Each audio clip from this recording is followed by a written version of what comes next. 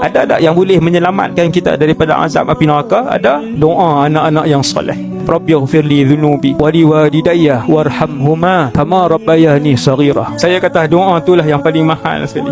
8.45 malam anak kita baca. 8.45 malam kubur kita terang. Dia tak ada delay. Kena reti. Ada anak 5 orang kena bagi reti. Reti dengan Islam. Sebab anak bila dia berdoa walaupun dia fasik sampai waktu itu juga. Sebagian ulama sebut bila anak baca doa orang akan mai dekat kubur alam barzakh. Ayah dia, mak dia bawa mai hadiah. Anak kamu bawa mai. Tuan-tuan bayang tiap-tiap jam anak dia sebut, tiap-tiap jam dia dapat hadiah. Sebab apa? Anak dia sebut tiap-tiap jam. Rabbighfirli dhunubi wa liwalidayya warhamhuma kama rabbayani saghira. Allah bawa mai. Dan bila anak-anak dia doa kat dia, orang bawa mai hadiah kat dia, dia kata anak aku bawa mai lagi hadiah. Anak aku bawa mai lagi hadiah hari ni. Itulah hadiah anak-anak yang paling berharga di alam barzakh bila mereka mendoakan ibu dan ayah mereka.